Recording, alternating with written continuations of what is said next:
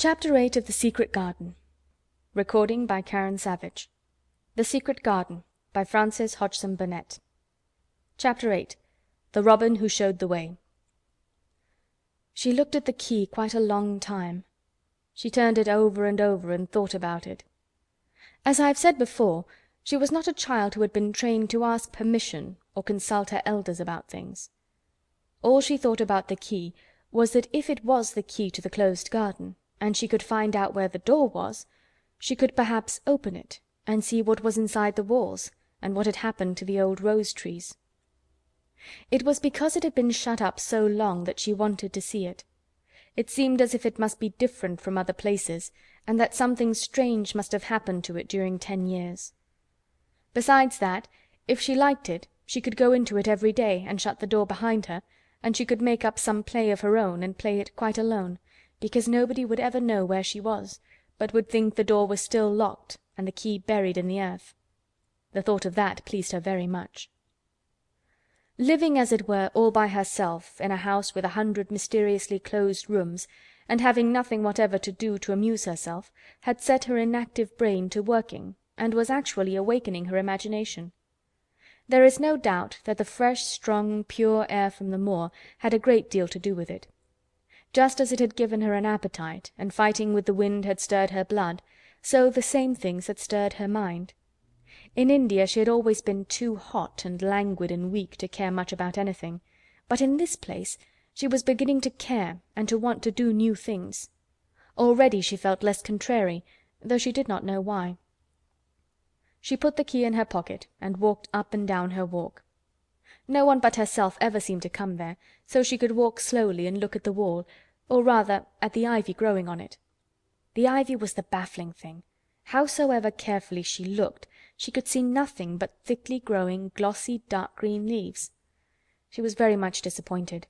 Something of her contrariness came back to her as she paced the walk and looked over it at the tree-tops inside. It seemed so silly, she said to herself, to be near it and not be able to get in. She took the key in her pocket when she went back to the house, and she made up her mind that she would always carry it with her when she went out, so that if she ever should find the hidden door, she would be ready. Mrs. Medlock had allowed Martha to sleep all night at the cottage, but she was back at her work in the morning with cheeks redder than ever and in the best of spirits. "I got up at 4 o'clock," she said.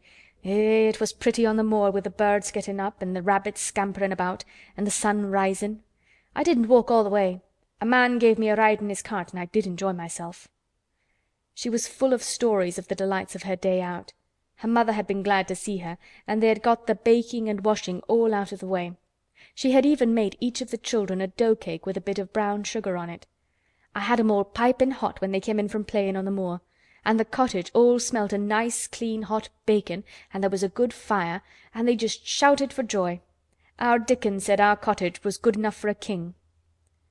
In the evening they had all sat round the fire, and Martha and her mother had sewed patches on torn clothes and mended stockings, and Martha had told them about the little girl who had come from India and who had been waited on all her life by what Martha called blacks, until she didn't know how to put on her own stockings. They did like to hear about you," said Martha. "They wanted to know all about the blacks and about the ship you came in. I couldn't tell 'em enough." Mary reflected a little. "I'll tell you a great deal more before your next day out," she said, "so that you will have more to talk about. I dare say they would like to hear about riding on elephants and camels, and about the officers going to hunt tigers." "My word!" cried delighted Martha. "It would set 'em clean off their heads. Would tha' really do that, miss?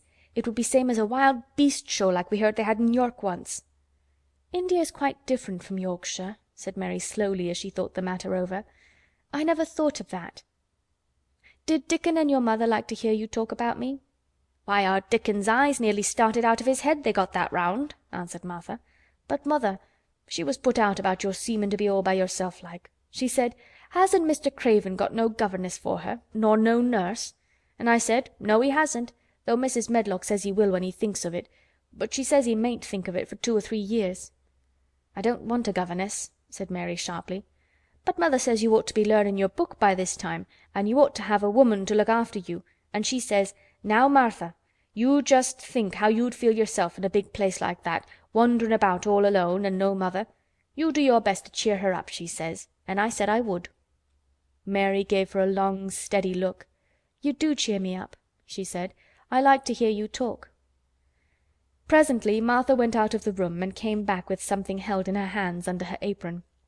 "What does tha' think?" she said with a cheerful grin. "I've bought thee a present." "A present!" exclaimed Mistress Mary. How could a cottage full of 14 hungry people give anyone a present? "A man was driving across the moor peddling," Martha explained, "and he stopped his cart at our door. He had pots and pans and odds and ends, but Mother had no money to buy anything. Just as he was going away, our Elizabeth Ellen called out, 'Mother, he's got skipping ropes with red and blue handles.' And Mother, she calls out quite sudden, 'Here, stop, mister. How much are they?' And he says, 'Tuppence.' And Mother, she began fumbling in her pocket, and she says to me, 'Martha, tha's brought me thy wages like a good lass, and I've got 4 places to put every penny, but I'm just going to take 2pence out of it to buy that child a skipping rope.' And she bought one, and here it is." She brought it out from under her apron and exhibited it quite proudly. It was a strong, slender rope with a striped red and blue handle at each end. But Mary Lennox had never seen a skipping rope before. She gazed at it with a mystified expression. "What is it for?" she asked curiously. "For?" cried out Martha. "Does thou mean that they've not got skipping ropes in India, for all they've got elephants and tigers and camels? No wonder most of 'em's black. This is what it's for. Just watch me." And she ran into the middle of the room, and taking a handle in each hand, began to skip and skip and skip, while Mary turned in her chair to stare at her, and the queer faces in the old portraits seemed to stare at her too, and wonder what on earth this common little cottager had the impudence to be doing under their very noses. But Martha did not even see them. The interest and curiosity in Mistress Mary's face delighted her, and she went on skipping and counted as she skipped until she had reached 100. "I could skip longer than that," she said when she stopped. "I've skipped as much as 500 when I was 12, but I wasn't as fat then as I am now, and I was in practice." Mary got up from her chair, beginning to feel excited herself. "It looks nice," she said. "Your mother is a kind woman. Do you think I could ever skip like that?" "You just try it," urged Martha, handing her the skipping rope. "You can't skip 100 at first, but if you practice you'll mount up. That's what Mother said. She says, 'Nothin' will do her more good than skipping rope. It's the sensiblest toy a child can have. Let her play out in the fresh air skipping, and it'll stretch her legs and arms and give her some strength in 'em."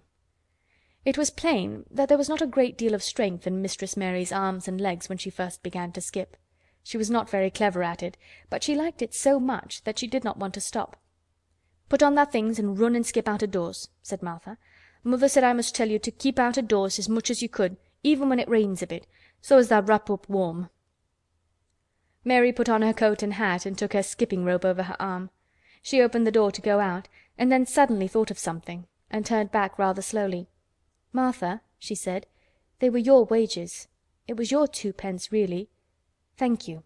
She said it stiffly, because she was not used to thanking people, or noticing that they did things for her. "Thank you," she said, and held out her hand, because she did not know what else to do. Martha gave her hand a clumsy little shake, as if she was not accustomed to this sort of thing either. Then she laughed. "That a queered old womanish thing," she said. "If tha'd been our Elizabeth Ellen, tha'd have given me a kiss." Mary looked stiffer than ever. "Do you want me to kiss you?" Martha laughed again. "Nay, not me," she answered. "If thou was different, p'raps tha'd want to thysel'. But tha isn't. Run off outside and play with thy rope." Mistress Mary felt a little awkward as she went out of the room. Yorkshire people seemed strange, and Martha was always rather a puzzle to her. At first she had disliked her very much, but now she did not. The skipping rope was a wonderful thing. She counted and skipped and counted until her cheeks were quite red, and she was more interested than she had ever been since she was born. The sun was shining and a little wind was blowing. Not a rough wind, but one which came in delightful little gusts and brought a fresh scent of newly turned earth with it. She skipped round the fountain garden and up one walk and down another. She skipped at last into the kitchen garden and saw Ben Weatherstaff digging and talking to his robin, which was hopping about him. She skipped down the walk toward him, and he lifted his head and looked at her with a curious expression. She had wondered if he would notice her. She wanted him to see her skip. "Well," he exclaimed, "'pon my word, p'raps tha'rt a young un after all, and p'raps tha's got child's blood in thy veins instead of sour buttermilk. Tha skipped red into thy cheeks as sure as my name's Ben Weatherstaff. I wouldn't have believed tha could do it." "I never skipped before," Mary said. "I'm just beginning. I can only go up to 20. "Tha' keep on," said Ben. "Tha' shape's well enough for it for a young un that's lived with heathen. Just see how he's watchin' thee," jerking his head toward the robin. "He followed after thee yesterday. He'll be at it again to-day. He'll be bound to find out what th' skippin' rope is. He's never seen one. Eh!" shaking his head at the bird, "tha' curiosity will be the death o' thee sometime if tha' doesn't look sharp." Mary skipped round all the gardens and around the orchard, resting every few minutes. At length she went to her own special walk and made up her mind to try if she could skip the whole length of it. It was a good long skip, and she began slowly, but before she had gone halfway down the path she was so hot and breathless that she was obliged to stop. She did not mind much, because she had already counted up to 30. She stopped with a little laugh of pleasure, and there, lo and behold, was the robin swaying on a long branch of ivy. He had followed her, and he greeted her with a chirp. As Mary had skipped toward him she felt something heavy in her pocket strike against her at each jump, and when she saw the robin she laughed again. "You showed me where the key was yesterday," she said. "You ought to show me the door today, but I don't believe you know." The robin flew from his swinging spray of ivy onto the top of the wall, and he opened his beak and sang a loud, lovely trill merely to show off. Nothing in the world is quite as adorably lovely as a robin when he shows off, and they are nearly always doing it. Mary Lennox had heard a great deal about magic in her Ayah's stories, and she always said that what happened almost at that moment was magic. One of the nice little gusts of wind rushed down the walk, and it was a stronger one than the rest. It was strong enough to wave the branches of the trees, and it was more than strong enough to sway the trailing sprays of untrimmed ivy hanging from the wall. Mary had stepped close to the robin, and suddenly the gust of wind swung aside some loose ivy trails, and more suddenly still she jumped toward it and caught it in her hand. This she did because she had seen something under it, a round knob which had been covered by the leaves hanging over it. It was the knob of a door. She put her hands under the leaves and began to pull and push them aside. Thick as the ivy hung, it nearly all was a loose and swinging curtain, though some had crept over wood and iron. Mary's heart began to thump and her hands to shake a little in her delight and excitement. The robin kept singing and twittering away and tilting his head on one side as if he were as excited as she was. What was this under her hands which was square and made of iron and which her fingers found a hole in? It was the lock of the door which had been closed 10 years, and she put her hand in her pocket, drew out the key, and found it fitted the keyhole. She put the key in and turned it. It took 2 hands to do it, but it did turn. And then she took a long breath and looked behind her up the long walk to see if anyone was coming. No one was coming. No one ever did come, it seemed. And she took another long breath because she could not help it, and she held back the swinging curtain of ivy and pushed back the door, which opened slowly, slowly. Then she slipped through it and shut it behind her, and stood with her back against it, looking about her and breathing quite fast with excitement and wonder and delight. She was standing inside the secret garden. End of Chapter 8.